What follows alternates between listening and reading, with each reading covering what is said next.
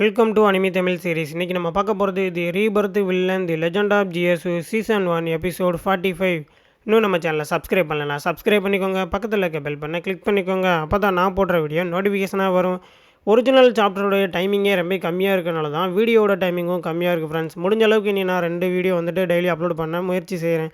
சரி வாங்க வளன்னு பேசாமல் நம்ம எபிசோடுக்குள்ளே போகலாம். எபிசோடோட ஸ்டார்டிங்கில் சிஸ்டர் ஹூவா கூட்டிட்டு ஜாங் சிட்டிக்குள்ளே ஹீரோ டீ வாங்கி கொடுக்குறேன்னு சொல்லி கூட்டிகிட்டு போனால அங்கே தான் ஸ்டார்ட் ஆகுது.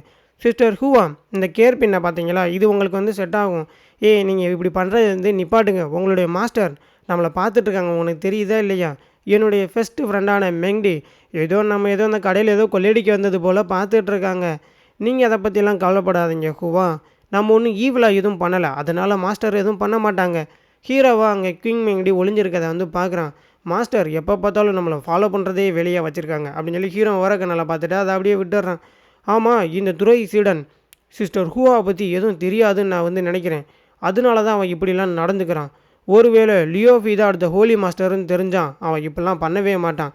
அதே பக்கம் அங்கிட்டு பார்த்தேன் ஹீரோவும் ஹூவாவும் நல்லா வாங்கி சாப்பிட்டுட்டு கடையில் தெருவில் நடந்து போயிட்டுருக்காங்க. அதை பார்த்துட்டு கிங் மேங்கடிக்கு என்னடானா, ஆமாம் இவங்கள பார்த்தா எனக்கு ஏன் இப்படி பொறாமையாக இருக்குது, ஒருவேளை இருக்குமோ அப்படின்னு சொல்லி நினச்சிட்டு, இல்லை அப்படிலாம் இருக்காது. நான் எதுக்கு பொறாமப்பட போகிறேன், நான் ஹூவா எப்படி இருக்கான்னு பார்க்க தான் இங்கே வந்தேன். என்ன இந்த உலகத்திலே கஷ்டப்படுத்தக்கூடிய ஒரு ஆளுனா அது அந்த துரோகி சீடை மட்டும்தான் அப்படின்னு சொல்லி பல்ல கடிச்சிட்டாங்க. மெண்டி நடந்து போகிறாங்க. ஹீரோவும் ஹூவாவும் நடந்து போகிறப்ப ஆப்போசிட்டில் ஒருத்தன் பிக் பிரதர் இந்த பூவை வாங்கி அவங்க தலையில் வச்சு விடுங்க இந்தாங்க அப்படின்னு சொல்லி அவன் ஐஸ் வைக்கிற மணிக்கு பேச, ஹீரோவை அந்த ஃப்ளவரை வாங்கி ஹூவா தலையில் வச்சுட்டு, இந்த ஃப்ளவரை வச்சதுக்கப்புறம் உங்களுடைய அழகு அது இன்னுமே கூடிருச்சு. ஓ அப்படியா அப்படின்னு சொல்லி ஹூவாவும் கேட்க, இந்த துரை சீடன் அவன் என்ன பண்ணிகிட்டு இருக்கான், ஆமாம் நமக்குலாம் இப்படி ஒரு நாள் கூட அவன் வச்சு விட்டதே இல்லையே அப்படின்னு சொல்லி கிங் மேடி மறுபடியும் அங்கிட்டு இருந்து பார்த்துட்ருக்காங்க. என்னதான் இவன் டேலண்ட்லெஸ்ஸாக இருந்தாலும் இந்த மாதிரி விஷயத்தில் எல்லாமே தெரிஞ்சு வச்சுருக்கான் அப்படின்னு சொல்லி கிங் மேடியும் ஓரக்கனால் பார்த்துட்ருக்கேன். ஹூவாவும் டெலிபதி மூலியமாக மெண்டி கிட்ட பேசுகிறாங்க. நீங்கள் மிஸ் அண்டர்ஸ்டாண்டிங் பண்ணிக்கிறாத மெண்டி, நானும் உன்னுடைய டிசபிளும் ஒரு நல்ல பிரதர் அண்ட் சிஸ்டராக தான் பழகிட்டு இருக்கோம். நீ அதனால இப்போ இங்கேருந்து கிளம்பலாம். இந்த வேர்ல்டில் யாருமே என்னை காயப்படுத்த முடியாது, எனக்கு எதுவும் ஆகாது. இவை எனக்கு எக்ஸ்பிளைன் பண்ணுறாலாம், அதுவும் பிரதர் அண்டு சிஸ்டராக இருந்துக்கிட்டு எதுக்குடா 2 பேரும் கை கோர்த்து நடந்து போயிட்டுருக்கீங்க, கட்டி பிடிக்கிறீங்க, எல்லாம் பண்ணுறீங்க அப்படின்னு சொல்லி மெங்கடி பல்ல கடிச்சிட்டு நின்றுட்டுருக்காங்க. இந்த துரை சீடனை நான் வாய்ப்பு கிடைக்கும் போதே கொண்டிருக்கணும், நான் அவனை விட்டுருக்கவே கூடாது அப்படின்னு சொல்லி மெங்கடி பல்ல கடிச்சிட்டு நின்றுட்டுருக்காங்க. ஆமாம் மெங்கடி, உனக்கு என்னாச்சு, நீ ஏன் எனக்கு பதில் சொல்ல மாட்டேன்?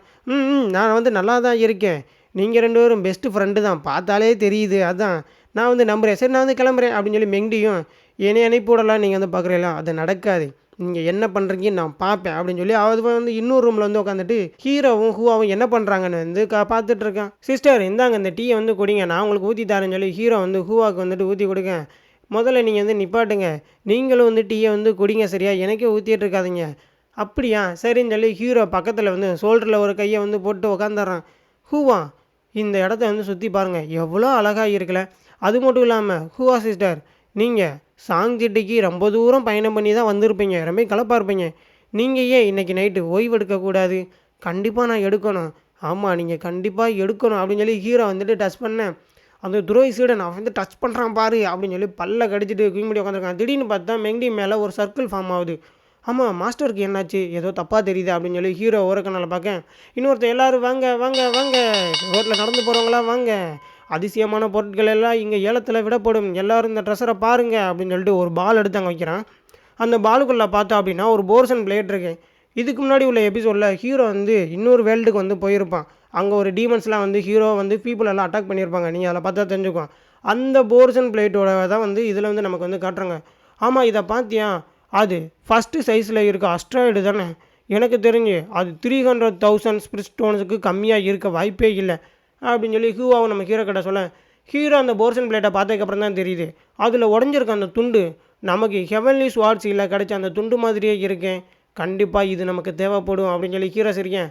ஹூவாவை அதை நோட் பண்ணிடுறாங்க. ஆமாம் நீ சிரிக்கிறத வச்சு பார்க்கும்போது அந்த ஏலத்தில் உனக்கு எதோ தேவைப்படுது போலையே அப்படின்னு சொல்லி ஹீரோ பார்த்து கேட்க, சிஸ்டர் ஹூவா நீங்கள் என்னுடைய லக்கி ஸ்டார்னு சொல்லி கையில் முத்தம் கொடுத்துட்றேன்.